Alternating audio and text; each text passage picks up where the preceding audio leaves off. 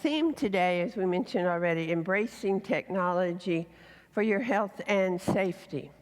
You know, all of our seminars this year, we've had the connecting theme of predictable dilemmas we're going to face. And how do we remain safe and independent? How do we manage our living?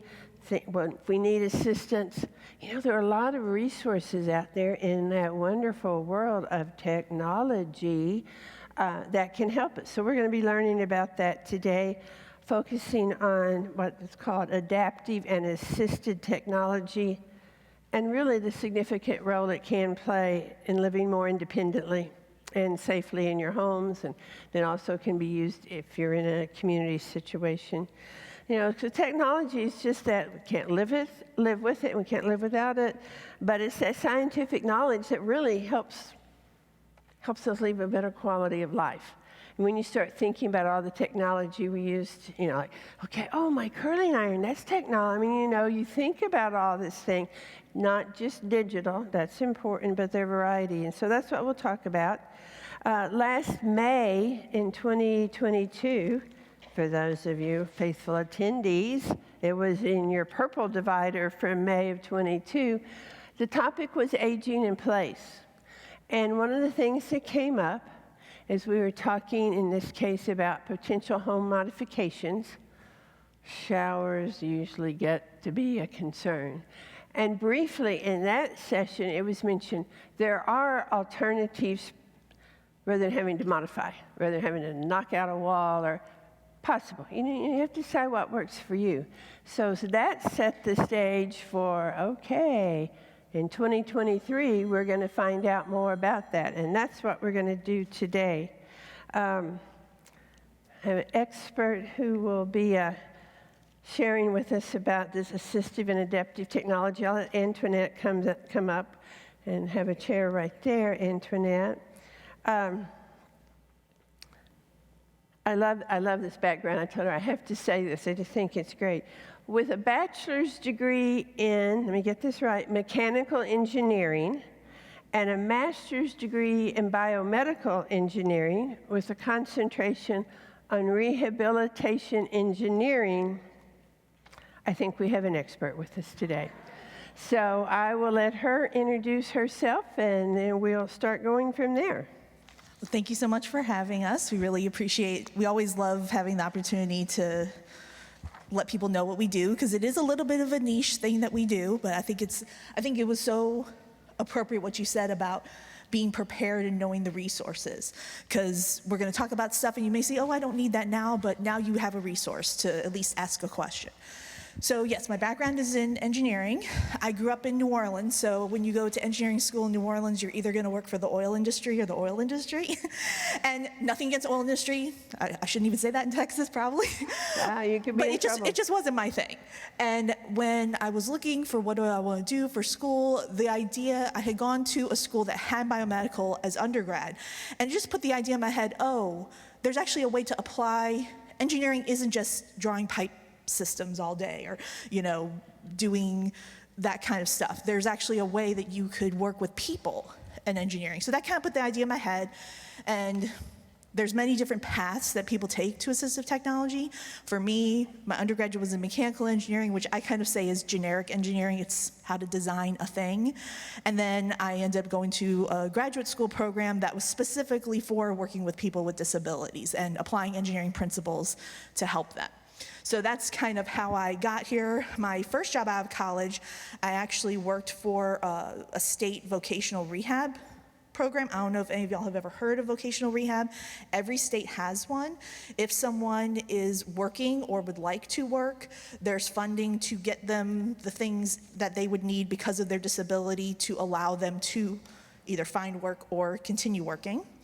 And then I worked there for 5 years. Then I worked for the ALS Association, that's Lou Gehrig's disease, in New York City, which was an adventure and a fun thing. I say I lasted 4 years because it was New York City, but the reason I ended up staying 5.5 is because I liked my job so much. But it's a different lifestyle, and if you don't grow up there, I think And also, I was older, so I was 30 when I moved there. I think if I had been younger, I probably wouldn't have lasted as long as I did, but it was an experience, and you can plot me anywhere in the 5 boroughs. I can get wherever I want to go, so I don't regret the time, but at about the 4-year That mark... means you're a good problem solver, I bet. I can't help it. Actually, it's funny you say that because I say all of us that work in my company, we have a problem. Don't give us a problem because we must find a solution for it. To the point where I'm meeting with the client, they maybe mention something on the side, and I start talking. I'm like, okay, we could do this, we could do that, we could do this, we could do that. And then I kind of see their eyes glaze over, and they're just like, why are we even talking about this? And I'm like, is this something you care about? And then they'll say, no, we're okay with that. I'm like, okay. Don't need to solve that problem. Let's go on to the next thing. So then in 2011, I moved to Texas and started Improvability, mainly just because I needed to pay the bills. And it was me by myself for 6-7 years. And fast forward 12 years later, we're now a company of 9, all based in Austin, but we do have a Houston rep, and then we also have someone who's based out of Mississippi that covers the Gulf Coast. So that's kind of where I am and where we are now. So you'll hear more about Improvability, and that was the other table that was over here. You have another representative from your company with you. And That's Laura.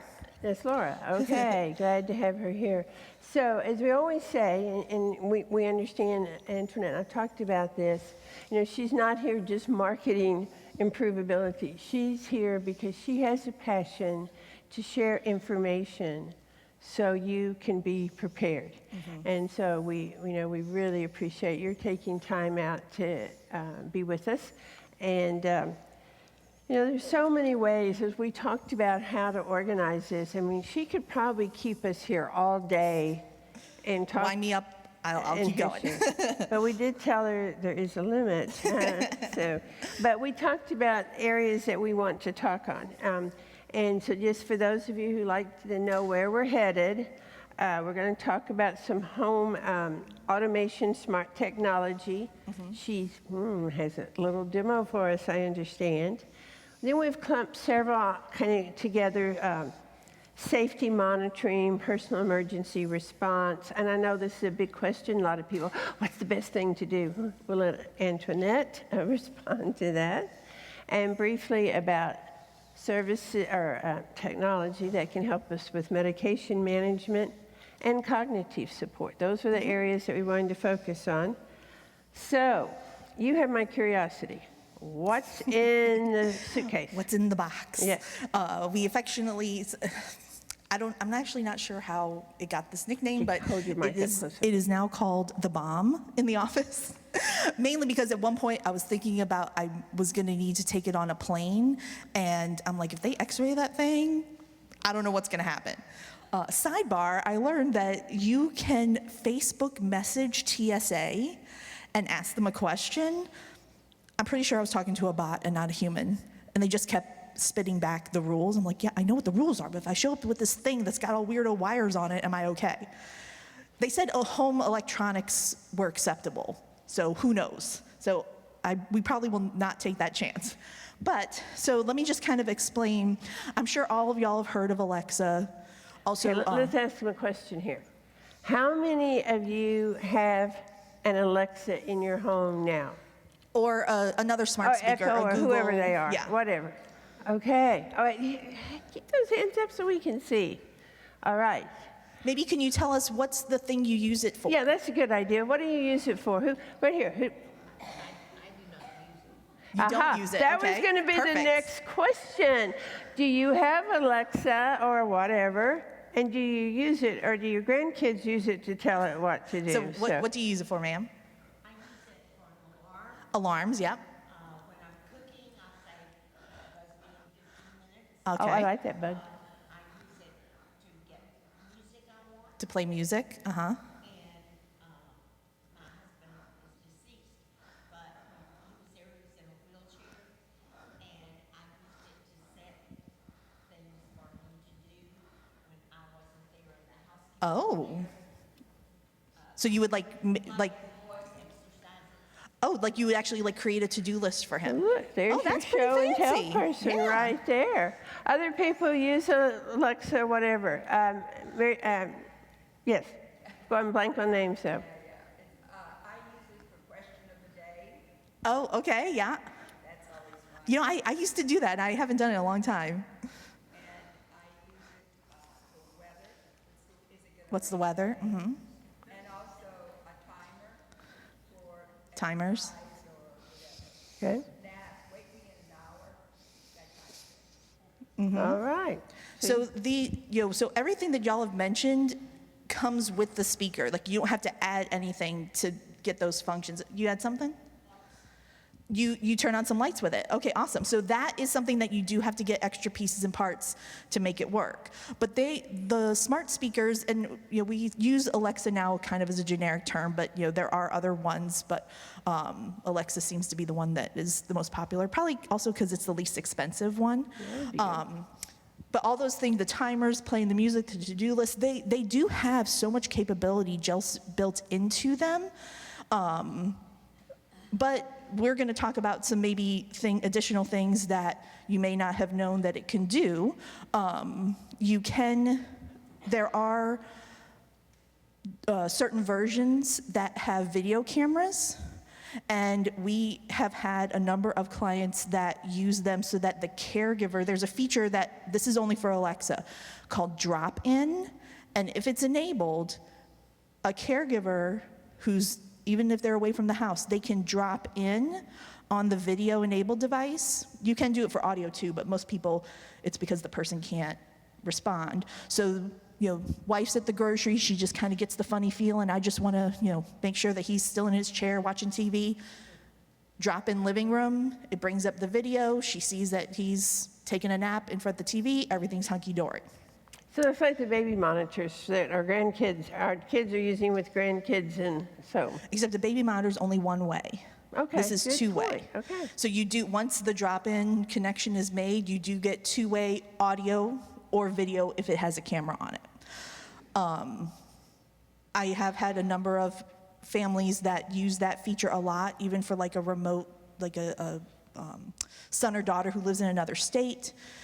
It's kind of, we are now at that Jetsons moment where we can have a video call. And the tech, once it's set up, the setup is always the hardest part. But once everything's good and you know what to say, it's a very simple interaction. And that's another feature, or a nice thing about the drop-in is that if I'm the person who's being called, I don't have to do anything. So the person being called using drop-in, they don't have to say anything, they don't have to know what to do. If you allow it, you can drop in and you can immediately have that two-way video connection. So people can use it for safety, or it's just the grandkids want to say hi, stuff like that. So there's one of our potential solutions. When I often hear people saying, my kids are in Minnesota or wherever, they want to check on me. Okay, so this is. Well, and Alexa has, because so many people have been using it for that function, they used to have a free thing you could sign up, but they've now beefed it up. There's a feature of Alexa called Care Hub. Called what? Care Hub. Oh. And it's a feature you enable, and now they've actually, because it used to be very difficult because you'd have to have 2 different accounts and you have to connect them and there's a whole thing. But the Care Hub has made it easy. There is a monthly fee. I don't know what it is off the top of my head, but it allows, say you have multiple, or even if you just have one, but most people do have more than one in their house. Think about it. You could have video, it's listening, so it can hear things. So if someone falls, they can have a command that they could say. It will, the video ones, it will notice if someone's moving around the house. I was playing around with this with my mom.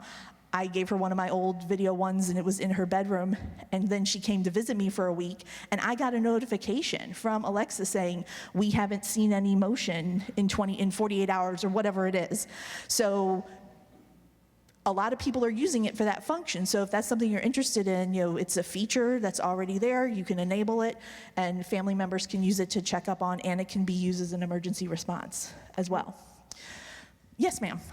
Alexa does record everything that goes on in your store, whatever it is. Uh-huh. You can have all those recordings deleted. Yes. I don't know, a lot of Yes, so, you know, Oh, okay, yeah, I'm In sorry, I order couldn't for hear. She was saying that the recordings on so Alexa, in order they for it to are hear saved. you, you know, it does have to be listening all the time.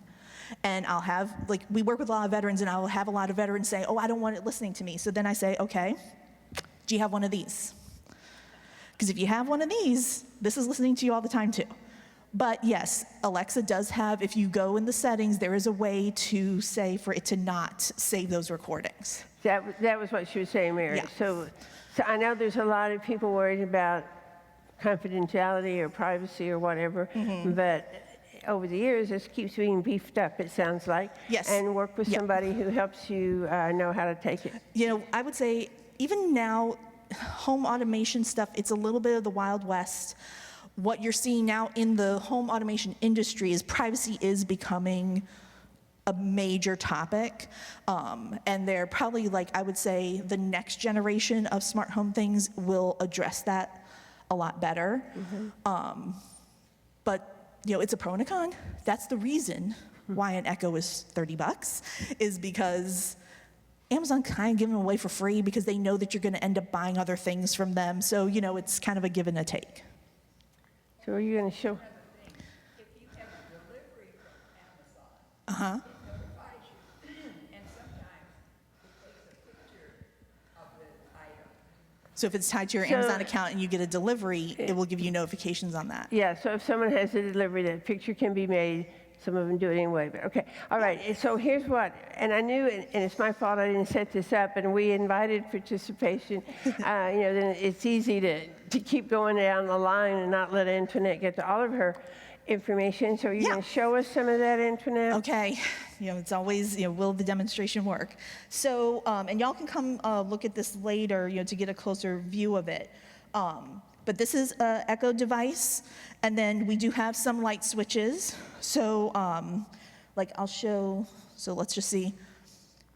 And you can have a different wake word. So the Alexa is the default wake word, but there are other choices. So we chose Echo because every time we would have said Alexa, it would have been going off. So let me make sure she's awake. Echo, Echo, what's the weather? Okay, that means she's connected to the internet. That's like my little test. Oh, okay. Echo, turn on bedroom. Echo, turn on bedroom. Okay, so let me explain what just happened. So this particular light switch is really cool.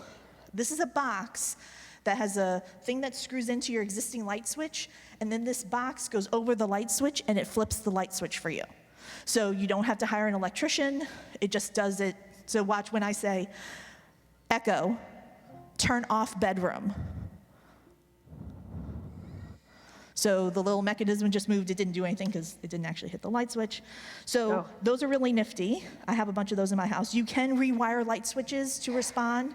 And if you're comfortable with DIY stuff, it's just as easy as switching out a light switch, nothing complicated there. You can have these modules here, which are plug modules, so anything that plugs into the wall. You can use them for lamps. We have a lot of clients that will use them for a fan, maybe because, you know, depending on what their medical issue is, sometimes they're either hot or colder than everybody else in the house.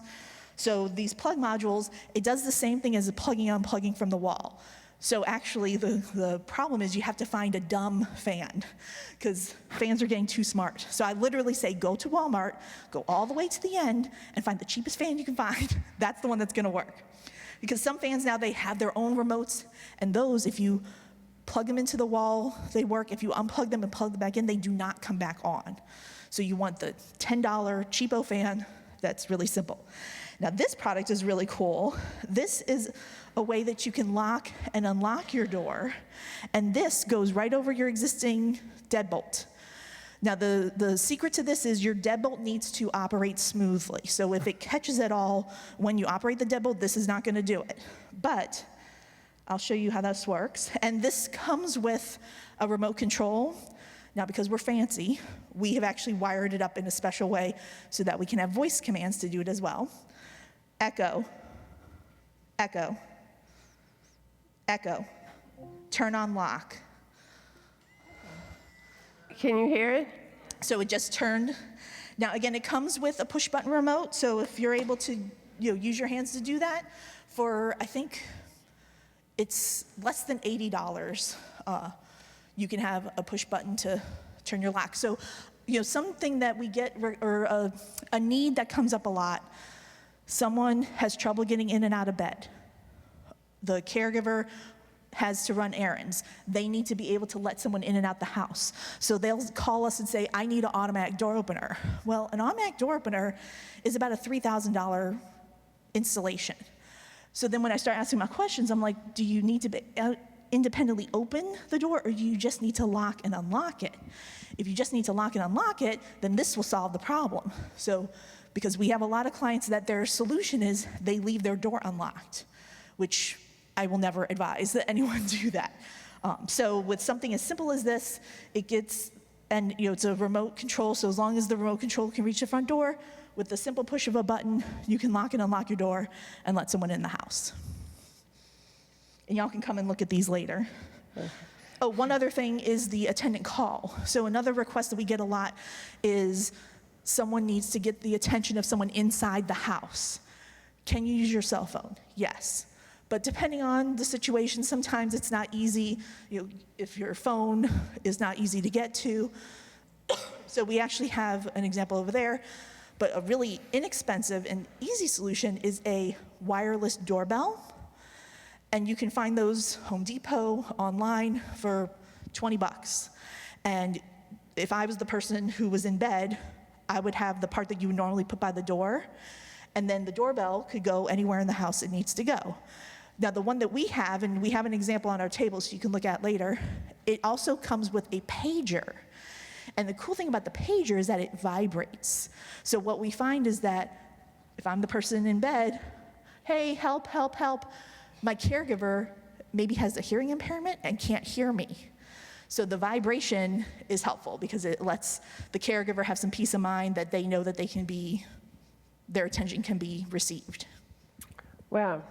Okay, so I can imagine what's going on in the minds of these people. Hang on, Jeannie.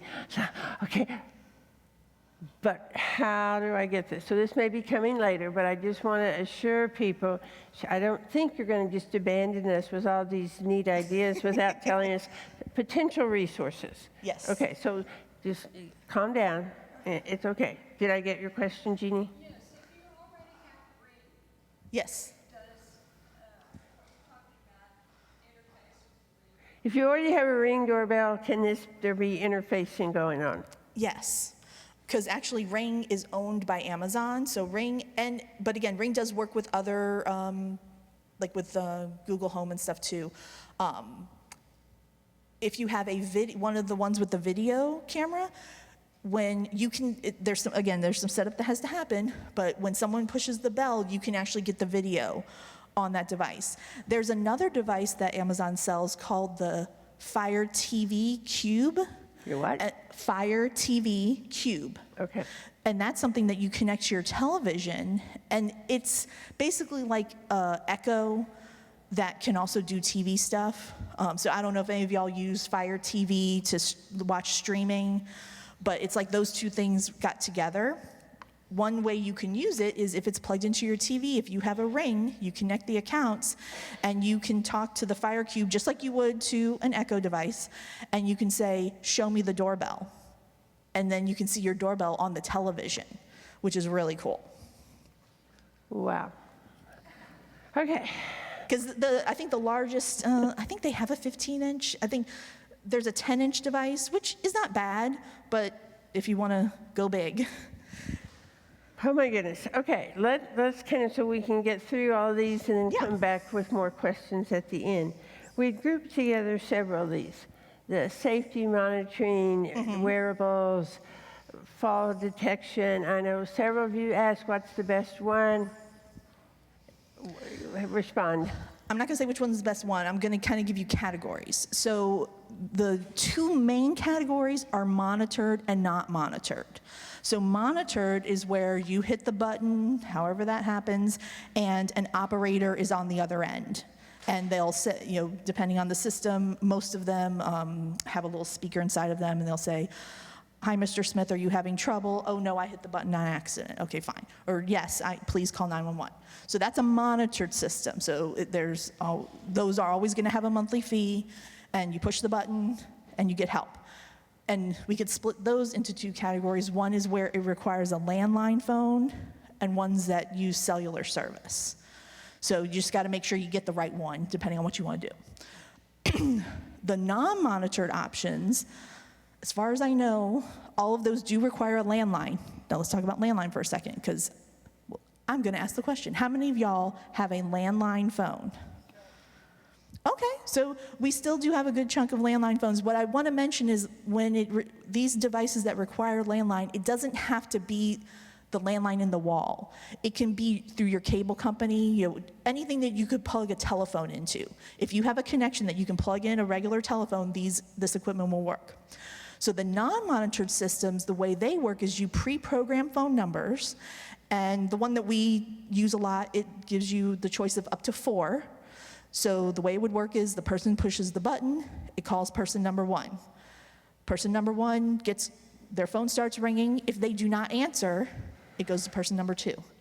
If they answer, there's an automated message that says, I forget exactly what it says, press 5 to stay connected. So if the person on the other end presses 5, now it's just like I picked up the phone and called that person. So the part I have has a little speaker on it, and it's like a tiny little cordless phone. So it's not gonna just call 911 automatically, and you have the choice. They call it friends, or friends and 911. So if it's just the friends, it'll call your 4 people and then it's done. Or you can have all your people in 911 or only 911. But the point is, it's the same as me picking up the phone and dialing those numbers. So it's not like the police are coming to your house. Because I have had a couple of clients that have some alarm systems where, depending on how those systems are set up, if you push the button, the police are coming. Like, you can't stop them.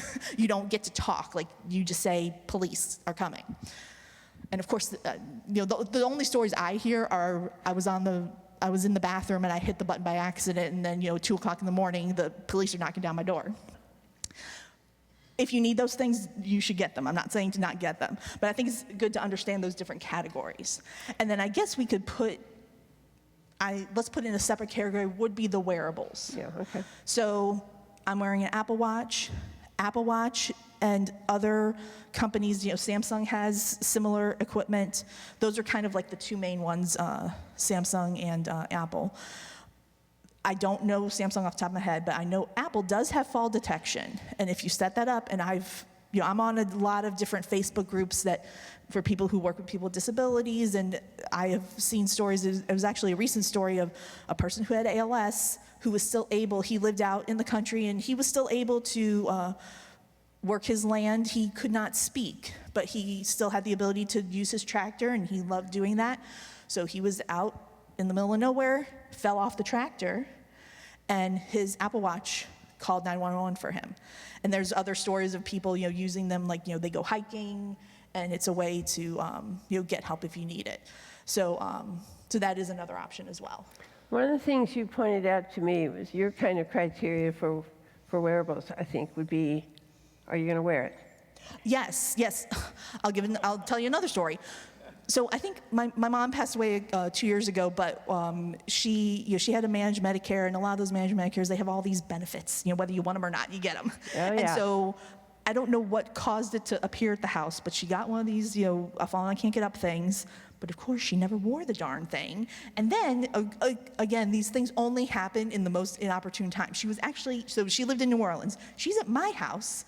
We get a call from the neighbor, because she lives with my sister, but my sister was away as well, so no one's at the house. The neighbor calls because there's a police car in the driveway, and they're like, is something going on? And we're like, we don't know.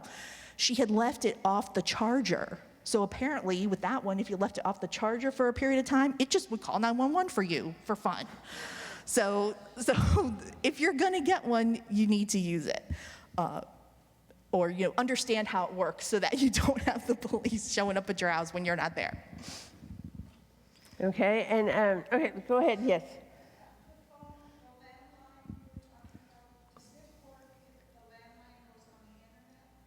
So the question is, does it work if the landline goes on the internet? Yes. So if it just needs the jack that a phone would plug into. So I think people still have this idea of landline is, when people say landline, it's only the landline in the wall. But if you could plug a regular phone, now, if you lose your service, it's not going to work. But as long as you have a dial tone, those systems will work. Okay, so I think you have some good ideas there. I know some, well, I want to know which one to buy. You're going to have to do your own research. A lot of it, as I understand, is determined by what is it you need. Why are you wanting this device for yourself or for someone else? And identifying the problem that you're Yes. wanting to solve, then you're better able to choose the right. Yeah, I mean, that's a lot of what we do, is helping people figure out the criteria. So we do, as a company, home automation systems for people with disabilities, which is a little bit different than, I'm not gonna, people say, oh, well, it's just because I'm lazy, I want this. No, you want to be more efficient. That's the way I say it. So if we want to put in these things for our convenience for whatever reason, it's a little bit different, but it is the same in the sense of, I've instructed my staff, when we do evaluations, the question isn't, do you want control over blah? Because if I asked any one of you that question, you would say yes. But, I'm just using an example of the clients that we work with. So, maybe we're working with someone who, they have some challenges with mobility, so they really stay in the living room, kitchen, and their bedroom. Do they need control over the back bedroom light switch that they can't even get in that door? No. So, yes, I would say that's the first thing is, what do you want to use it for? So all of y'all that said that you had these devices, my guess is that it was a present, and you then figured out what you could use it for. So if you are wanting to purpose to, okay, do I want this? Say, okay, what am I going to use it for? And then make sure you're getting, do you want/need the video capabilities? Get one that has a video camera on it. Also, I think the other benefit of the way the technology works today is that you can come up with your list of wants. You don't have to do it all at once. Back in the day with this home automation stuff, it was very difficult to set up. So you would have to decide, okay, how many light switches do I want? How many fans? Because once you programmed everything, to add something later was very hard. We don't live in that world anymore. So that's the nice thing is I kind of call, for me, my gateway drug was a smart thermostat. So you could choose, okay, I want to get a smart thermostat, and I'm going to use Alexa to operate the thermostat. And then once you kind of get that taste, you're like, ooh, it'd be nice if I could turn on a light. So then you buy a couple light switches. And then you're like, oh, wait, I forgot. The laundry room, that light switch is really hard to get to. I wonder if I could get a motion detector for it. So then you can add that. So you don't have to do this all at once. And the cost has come down a lot. So, depending on the equipment you're doing, even for just a basic home automation system, $300-400 of equipment would give you it all depends on what you're trying to do, but that would give you a good starting place. And then you can decide. I mean, think about it. If every month you spent $50, by the end of the year you will have spent $600, and that's going to get you a lot of control. And it's once you kind of get that taste, and also it lets you have some comfort, because that's the other thing I've learned with our clients, because the way I have most of this stuff in my house, because that's how you learn it, is living with it. And so when we started doing these for clients, I realized, a lot of our clients would kind of get that glassed over, look, because they were getting it all at once. And I kind of had to have that realization, oh, I didn't even get this all at once. I had my thermostat for 2 years. And then I said, I want a light switch. I had a light switch. So I learned like one command at a time. When we're doing these setups for clients, they're having to learn, 15, 20 commands all at once. And that can be overwhelming. So I kind of had to have that realization. I'm like, we really need to write down all the commands. With this kind of stuff, once you live with it for a while, you learn them and it's easy, but at the get-go, it can be very overwhelming. But the nice thing is you don't have to jump in the deep end of the pool. You can kind of wade in very easily. It's being a risk taker, having, and probably if I had my 10-year-old grandson come help me, that might help too, probably. I don't know. Some of these kids, they think they know technology, but you know what it is? They have unlimited free time. So they just keep pushing the buttons till it works. They don't really know what they're doing. So if all of us had unlimited free time, we're all smart people, we could figure it out too, but we got other things to do. We don't want to spend 3 hours pushing buttons and hoping something works. Good point. There we go. We're smarter than we think we are sometimes. Yeah. Okay, let's see. Okay, let's take 2 or 3 questions here. Karen?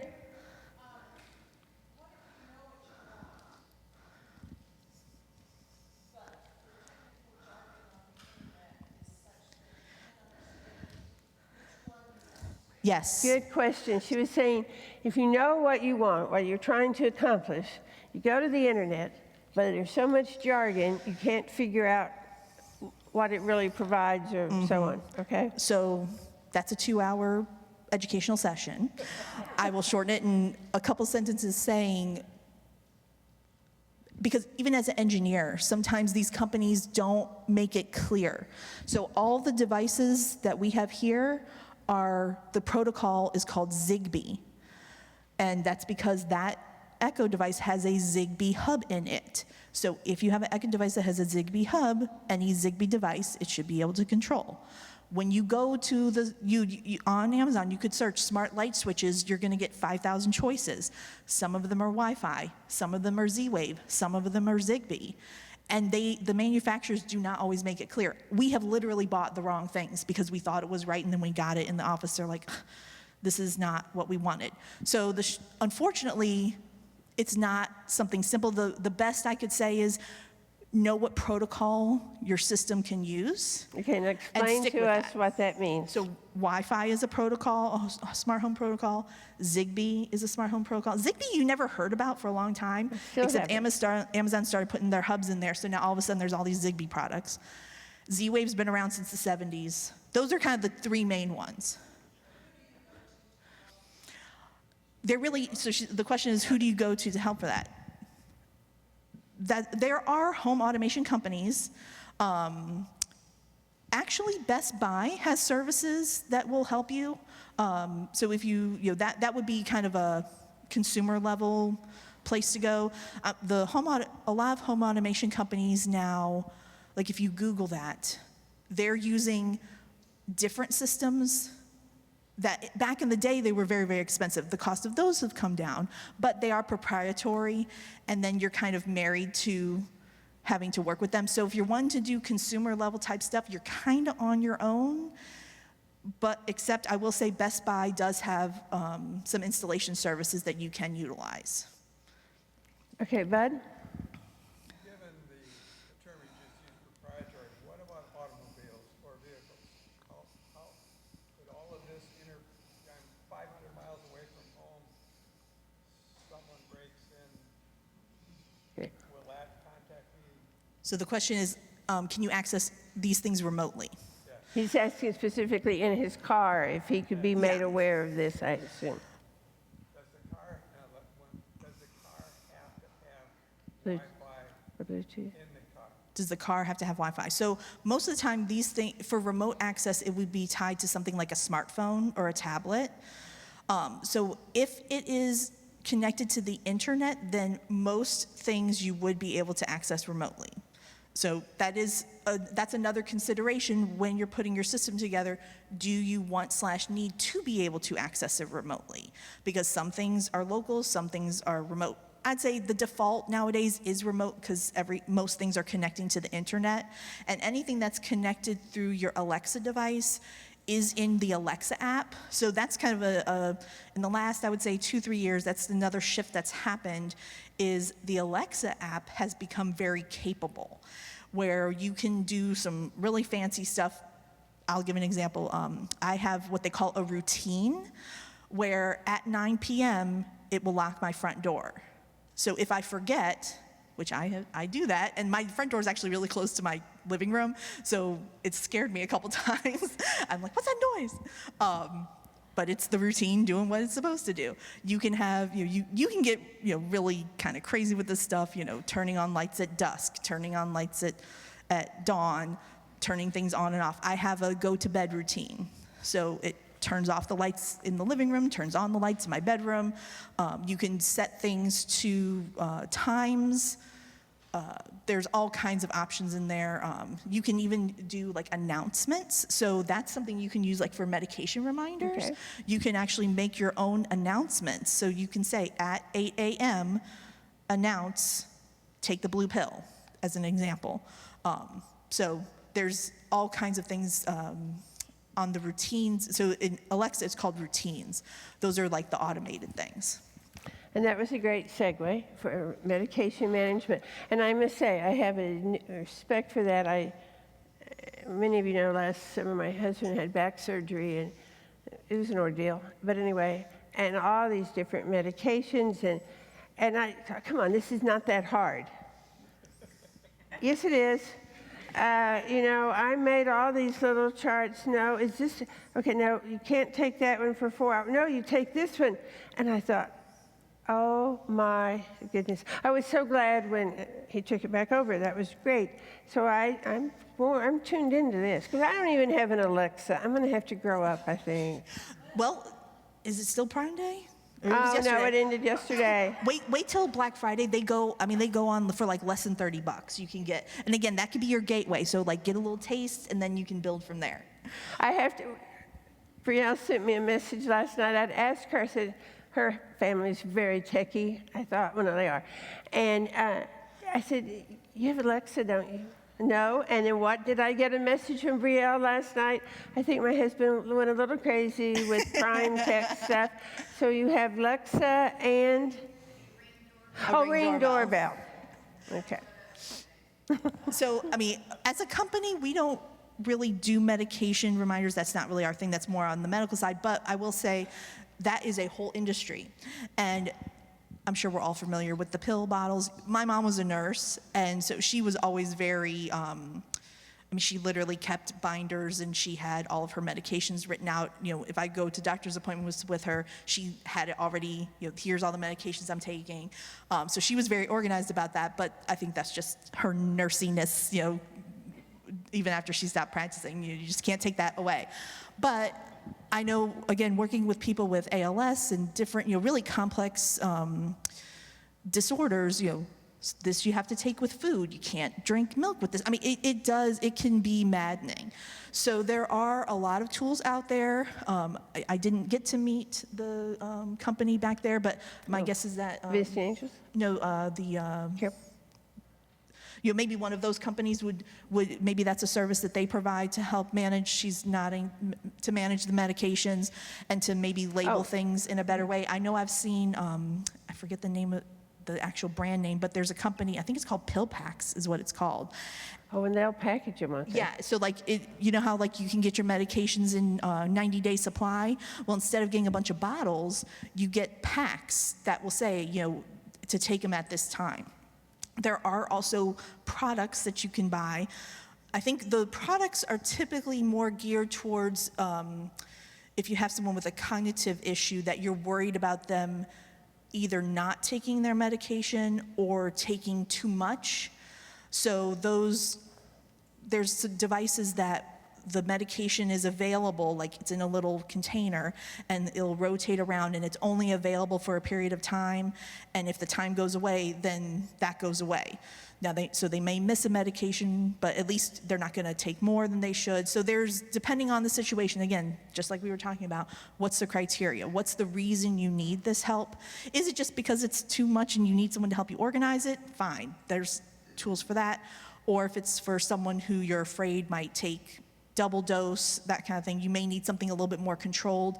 I have seen some of those products that can actually be connected to the internet where family members can see if the person has actually taken the medication or not. So you have really simple pill bottles all the way up to something really fancy and smart. Okay, Jeannie.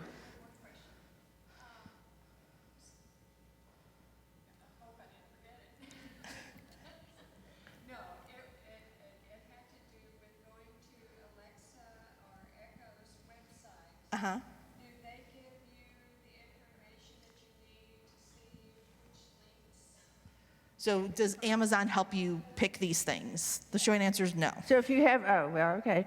So the question was, if you have Alexa or somewhere, do you go to this website and it's going to help me find what I need? But Now, okay, I'm saying that, I do know, like if you say you own, you're on your Amazon account, you bought a smart speaker. I know I've seen on my account, if I pick a smart switch, it will say it works with it. So they try to help you, but again, for the consumer level stuff, you are kind of on your own unless, you hire someone specifically to help you set that up. okay, Mary.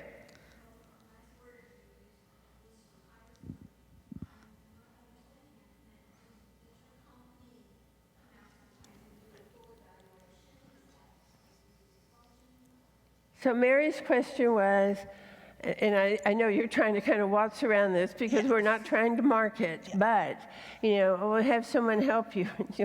But who's going to help me? And, so again, there were probably others, but go ahead and let us know what improvability can offer, and knowing there are others, I assume. But Yeah, the point I'm is, sure. I mean, I've never looked because we do it, so I wouldn't necessarily. And also, we tend to work more with people with involved medical issues that can't access a standard phone and stuff like that. It's not saying that we couldn't work with, kind of the general population. That's just not the funders that we work with. But the short answer is yes, we can, because what I have found, even working with these other clients, and we have clients that are very tech savvy and they could have set it up themselves, but now they have a disability that they can't. It's the setting up that's the hard part. Once it's set up, even I've had clients that maybe were intimidated, but once we set them up and then they decide on their own, I really want one in the back bedroom, I want to add that light switch, they can do it at that point. So the short answer is yes, it is a service that we can provide.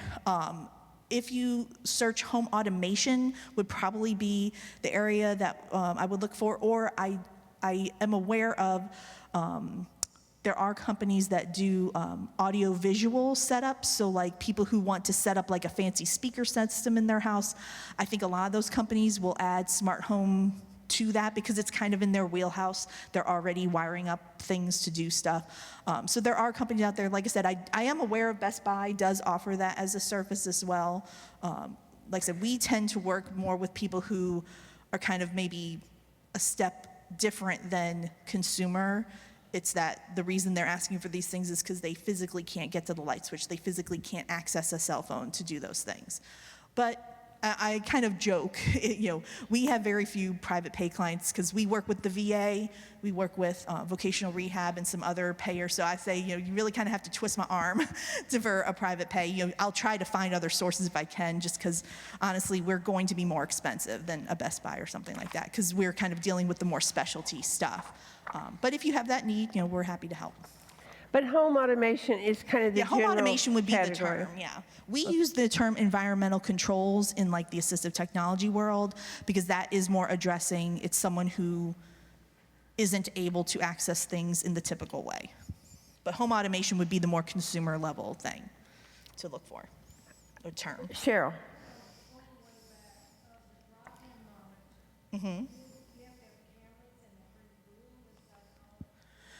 So Will she's you asking about repeat her drop-in. question? Yeah, so she's asking how exactly does the drop-in work? Do you need to have cameras in all the rooms? So drop-in is a feature of all the Alexa speakers. Some of them have video. So like this one here doesn't have video. I could drop in and I would be able to have a two-way audio conversation On your phone? on the Echo device Oh, sitting on over the- there, yeah. But if you have one that has video, when you drop in, the video becomes visible as well.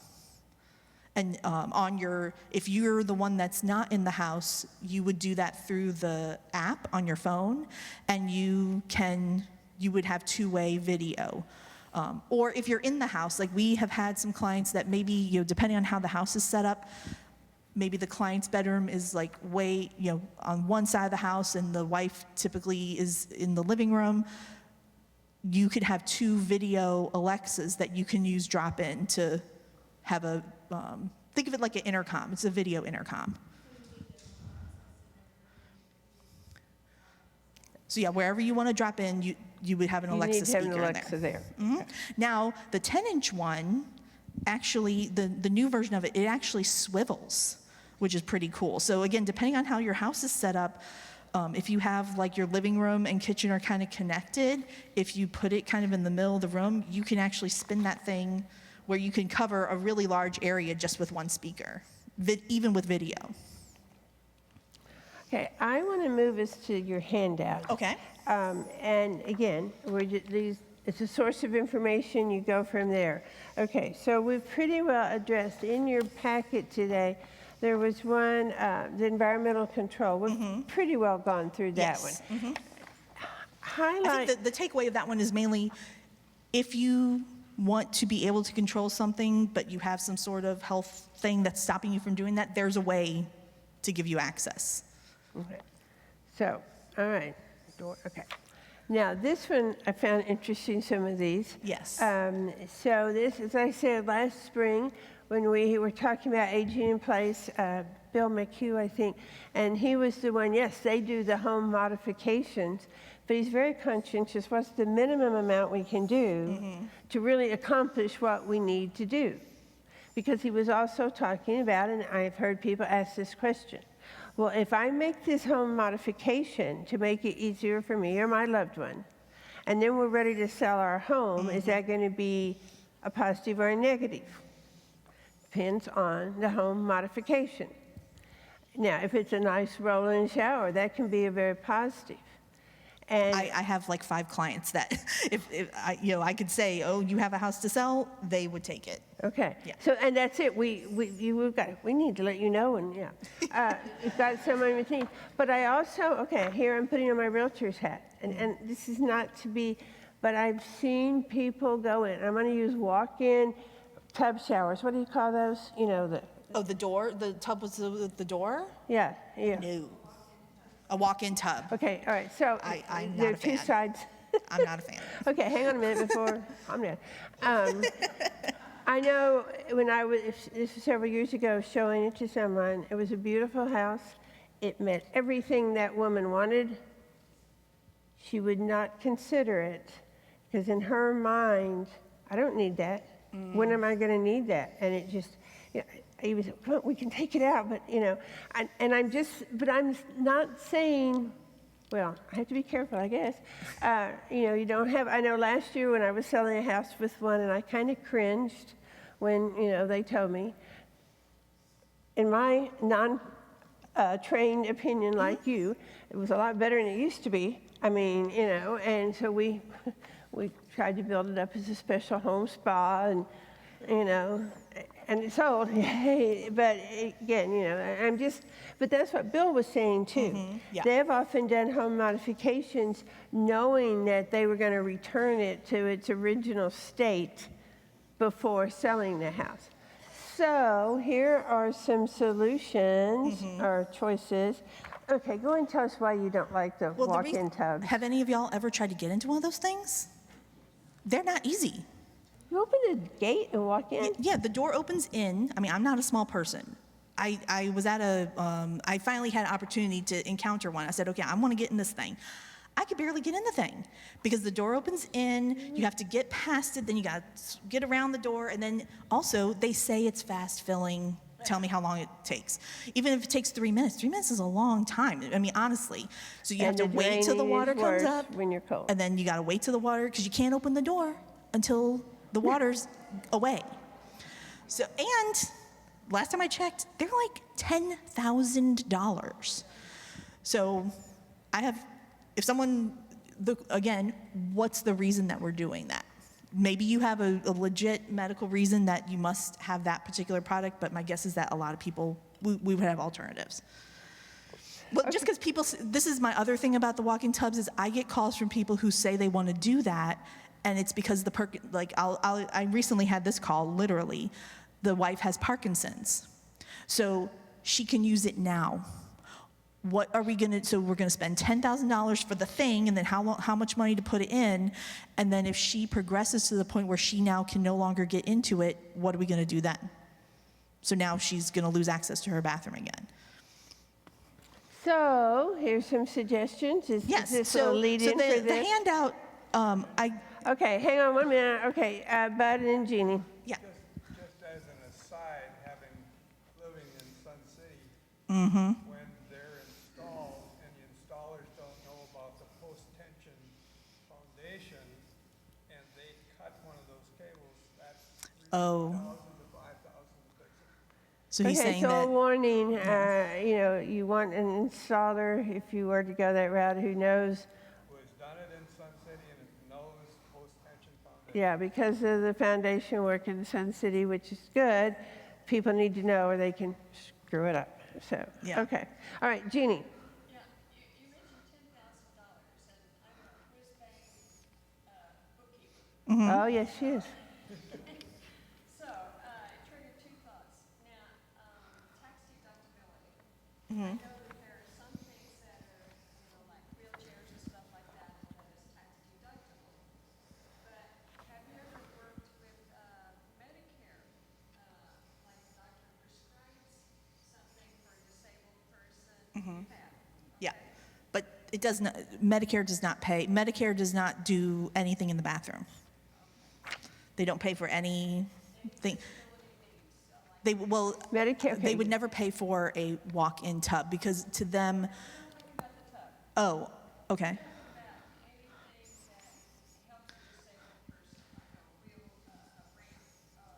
Medicare does not pay for ramps. Nope. Chairlifts, no. Well, that Medicare would pay for, yes. You're going to have to,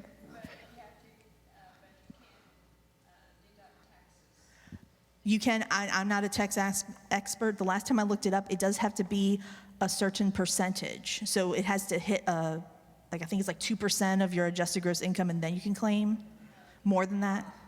As a previous tax law instructor for the IRS. Oh, here we go. Here's our tax expert. it's amazing what you can learn at our seminars. It has to be over a certain percentage of your total income. It has to be on your Schedule A, which is itemized. So you have to itemize, yep. Which most people Don't want to mess with. get a benefit unless you spend thousands and thousands. Now, something I will mention, because I think I would like to see a show of hands on this. How many of y'all have long-term care insurance? How many of you know what it covers? So some of those policies have an allowance for modifications to the home. So again, it might be a good idea just to look at your policy just to see what it pays for. I have, with my own eyes, seen policies that will cover up to $10,000 of modifications to the home. So, Okay, I want us to move away from the modifications Yeah. to the home now to alternatives. so I kind of became, and I learned about these things mainly from working with people with ALS. So if you don't know, ALS typically from diagnosis, life expectancy is 2 to 5 years. There's a lot of people who live longer than that, but that is the mean. So it's unfortunately a short-term need. And then also living in New York City.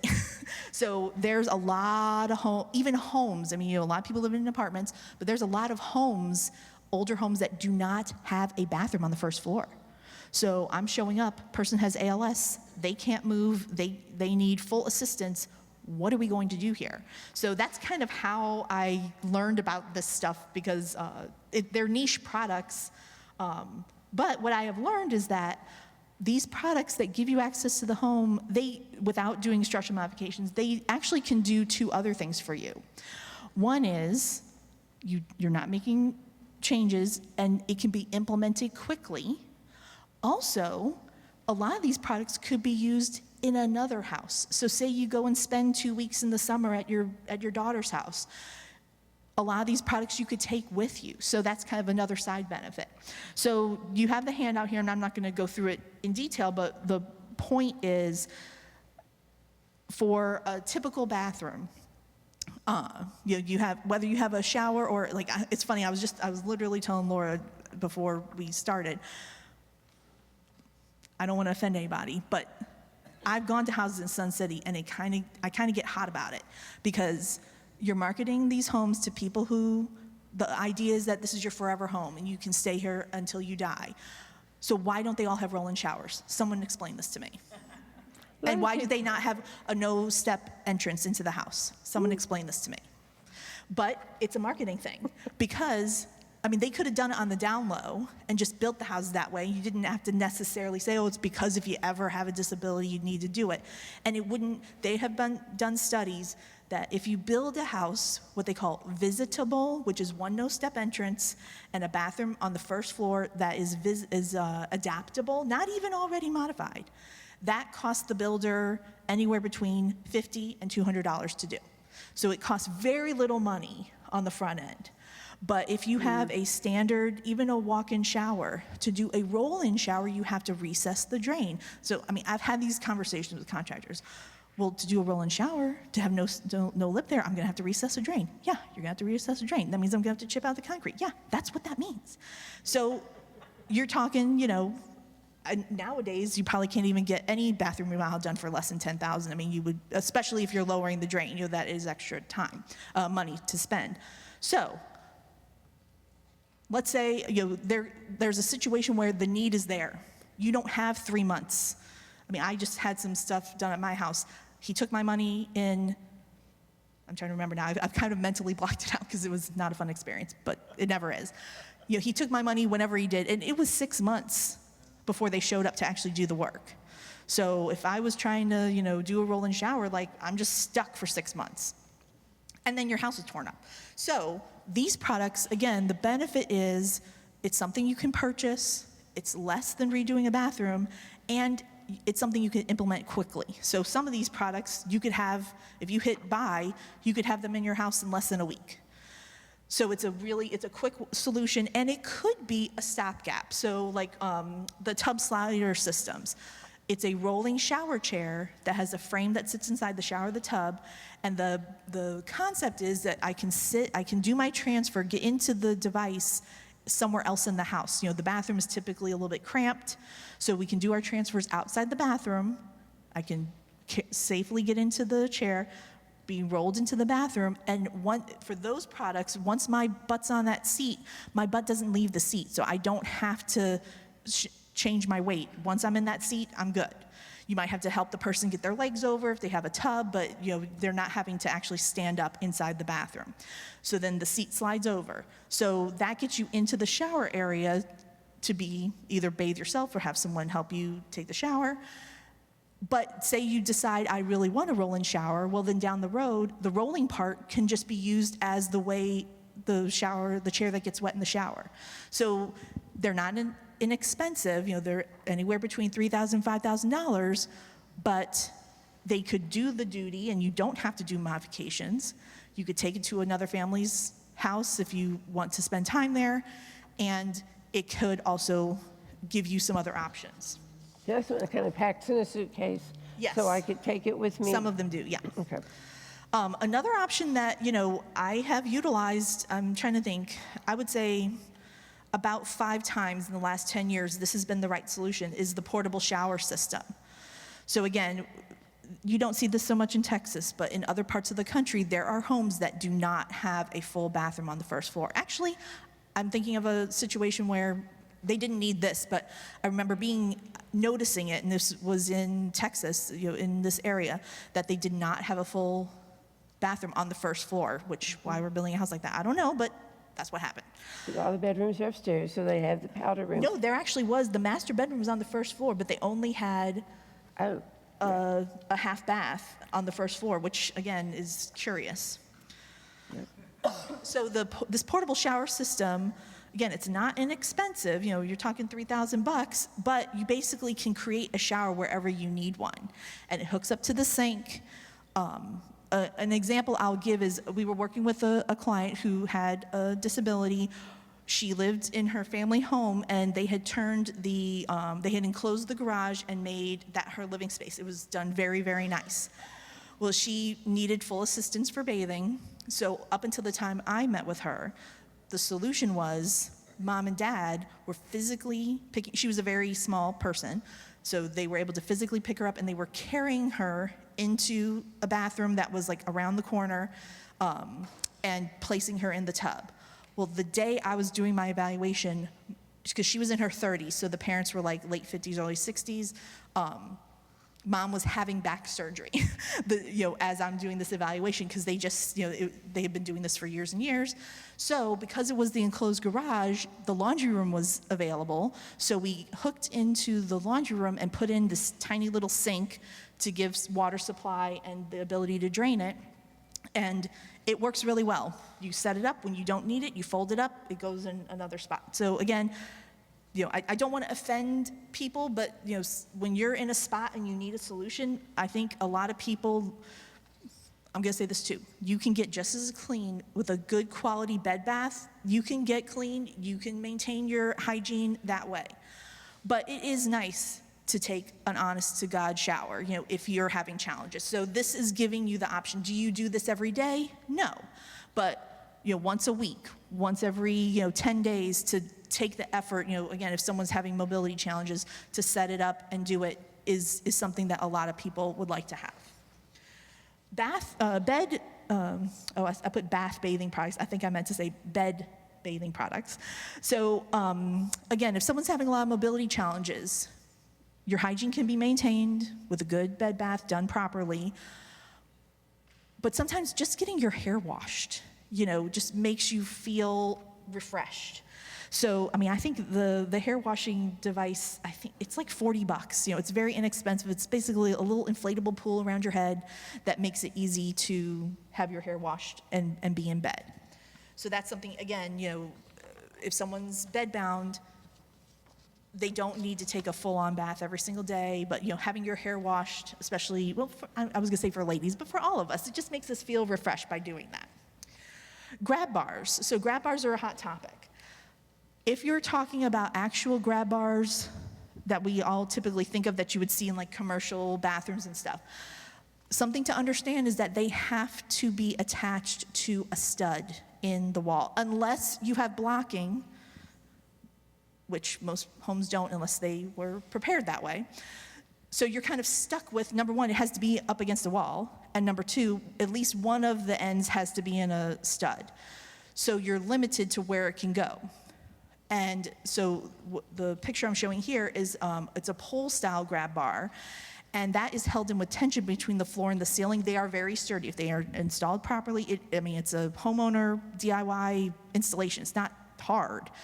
As long as you have a sound ceiling and a sound floor, it's basically a big screw that goes between the floor and the ceiling. The nice thing about it is that you can get it exactly where you want it. We actually recommend these a lot for the bedroom because everything's squishy in the bedroom. There's nothing really firm to hold on to. So even if you just, have challenges getting up from a seated position, having something really firm to hold on to can be really helpful. And you can see in the picture where the one in the bathroom, it's in between the tub and the toilet. So again, having something in front of me, instead of having to like push off this way, if I have something in front of me that I can pull up, most people find that helpful. And in most bathrooms that are kind of a typical sink toilet tub, if you put it between the tub and the toilet, it can kind of do double duty where it will help you to get on and off the toilet and to safely step in and out the tub. Another thing we have here is the swing-away hinges. So, Pay attention to this. so if you have someone who's using a walker or a wheelchair, again, like, can we find the person who decided that bathroom door should be 24 inches and can we harm them somehow? Because it's actually interesting. In New York City, pre-war apartments have very wide doors. So it was actually interesting. You could have an apartment that was built in 1890 that is actually more accessible than a modern house. So a typical bathroom door is 24 inches, and most walkers and wheelchairs will not get through that. Now, sometimes you're just lacking an inch or two. Swing-away hinges, and it's one of those things, if you've never looked at it, I'm gonna tell you this, you're gonna go home, you're gonna okay, I get it now. When you open your door, the door itself takes up some of the space. So if you measure the opening, that's not how much space you actually have to get through. So swing-away hinges give you back the width of the door. Now you have to make sure if your doorway's all the way up against the wall, you have to have about 4 or 5 inches of wall behind the door for the hinges to work. But as long as you have that space, you can effectively widen a doorway by almost 2 inches by putting in swing-away hinges. And the swing-away hinges themselves, they run like $50. So for $50, you can widen a doorway, and I don't know if any of y'all have ever widened a doorway. It's actually not a small job. And if it's a weight-bearing wall, they may have to redo the header. Like, it can turn into a $2,000 job very easily, and that's not anyone taking advantage of you. That's just how much work it takes.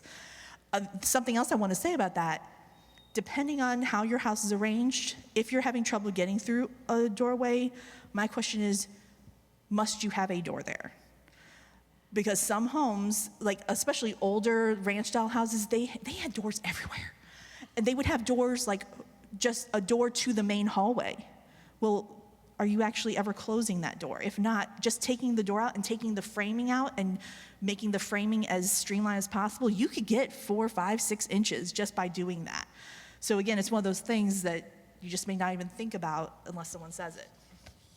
Okay, oh, do the ramps. And then the last thing I wanted to mention was these rubber threshold ramps. So, when people think of ramps, they kind of think of what you see in like, commercial applications, these big, metal ramps, and, obviously those are needed. But a challenge that is actually not, it's more complicated than it should be, or that you would think it is thresholds. So if someone's using, well, let me say this first. If you're using a walker, a ramp is actually not recommended because a walker is really meant to be flat on the ground.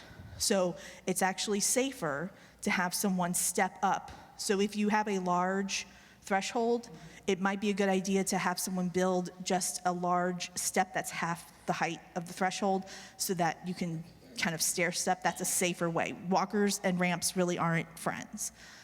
But if we are using a wheelchair, anything more than a ½ an inch should be ramped. And it's actually more of an issue with power wheelchairs than it is with manual wheelchairs. With a manual wheelchair, whether someone's pushing themselves or not, you can kind of, if someone's pushing you, they can kind of bump you over something pretty easily. With a power wheelchair, most of those wheelchairs weigh at least 300 pounds, so if it cannot easily roll over, it will not go. Most power wheelchairs nowadays are what we call mid-wheel drive, where the power wheel is in the middle. And when you're going over a threshold, you're not going fast. So I know it sounds crazy, but I have had clients, they get stuck in the doorway because those power wheels are in the middle, and if you don't hit that threshold right square, the wheelchair wants to turn.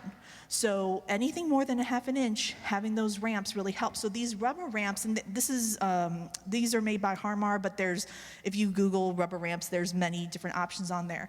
But if you have more than ½ an inch, it really should be ramped. And these rubber ramps are nice versus the metal ones. The metal ones, they only touch at the threshold and at the end, so they tend to slide around a lot. These rubber ramps, even the really small ones, they don't move around and shift. Especially if you're going to put them in like the front door of the house where everyone's going to be going in and out, you don't want to cause a tripping hazard for people who are walking. So we're a big fan of the rubber ramps. Also, now when they start to get really high, they can go up to 4 inches. Now that's really thick. The smaller ones can be cut to fit into a threshold so that it can be a really smooth transition. So the smoother you can make that transition, and like I said, the metal ones, the problem is that they shift around a lot. People will try to build stuff out of wood, and even a good woodworker, what happens is at the very end, it's really thin. So over time, it's going to chip. So I have seen a couple people who really took their time and made a wooden small threshold ramp and then had like a metal stripping at the end. That takes a lot of effort to do, but if someone is handy and wants to do that, that's fine. But we really like the rubber ramps. Wow. Okay. Now, and I hate to cut us off, but we want to be respectful of time. Just a minute. And I think for most of us, our minds are now spinning. Come visit with Antoinette afterwards or other people or so on. But what I do want to do, yes, Brielle, I want to call to your attention, is this what you want about the action steps? Yes, and actually, can I borrow your mic, actually? Oh, Mike, sorry. Perfect, thank you. So on your action steps, one of the items on there, I want to give a plug to the Georgetown Library. So I know that the question was coming up, how do I know what to do with the technology? I don't know what to do. Well, A great resource that's local is that our library offers Wired Wednesdays. It's from 4 to 5 o'clock. When I send you the follow-up email from this seminar, I'll include a link to their calendar. But you can bring a device with you. You could bring your Alexa, you could bring your smartwatch, your phone, and ask a question. It's a question. It's not 2 hours worth of questions. They will give you 15 minutes. Your device needs to be charged. Bring your cord with you. So if you think it's charged, but you get there and then it's not, that's a problem. We don't want to waste your time or their time. But they do offer that service. And then another thing to consider, YouTube is my very best friend in the whole wide world, because I don't know how to do any of these things, but if I go to YouTube, and like I said, the Ring doorbell showed up at our house last night, and Alexa and all these things. My husband, who was a tech writer, loves the manual. I cannot stand a manual. One, I can't read it because it's too small, and two, I'm bored like 2 sentences in. YouTube is your friend. You can put in whatever device that you purchased and ask how to use it, and somebody out in the universe made a video on how to use that technology. So Wired Wednesdays and YouTube can help get you past some of these questions that you might have on the usability of technology. And then you want to give a plug for the, I'm not going to take time to get my stuff out, but technology and gadgets, go for it, Bria. So because of Prime this past week, we put in some technology. You know, not all of it's going to be digital, but what is my need? Am I having a hard time getting my socks on? Am I having a hard time cleaning myself? Whatever it might be. Can I pull my zipper up? Can I button my clothes? There is a gadget for everything. It may be digital, it may not be, but if you go on Google or Amazon and you search for something, I'm guessing there's going to be a product that can help make your life easier. So, you know, these are all accessible to you. It can show up at your front door, and so we just encourage you to look at these action steps. Something to say Yeah. about that. You know, if it's more than just something very straightforward, if you're having some maybe more involved questions, a medical professional that works in this area is called an occupational therapist.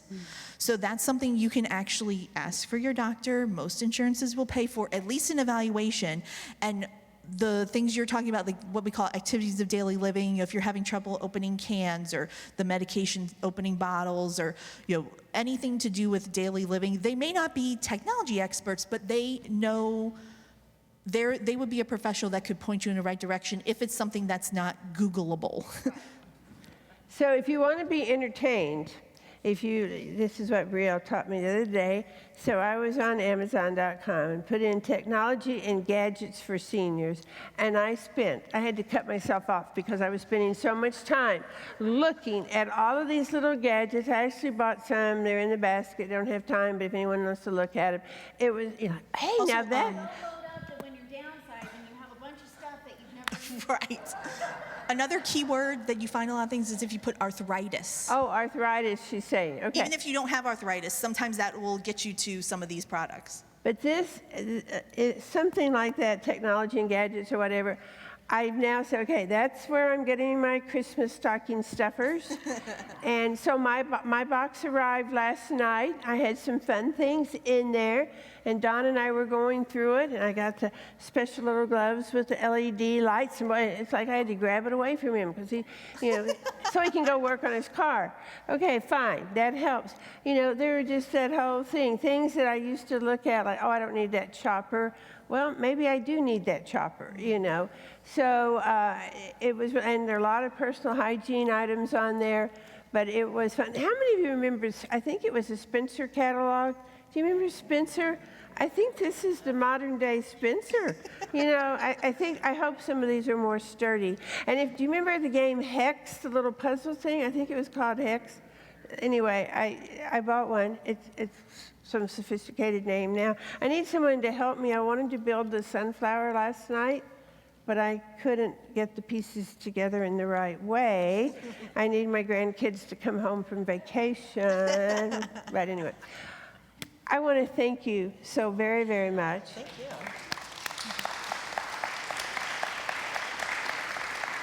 And, okay, now folks, I didn't do it this time. Mark this down. Next month, when we start, I'm going to ask, how many of you did any of these action steps?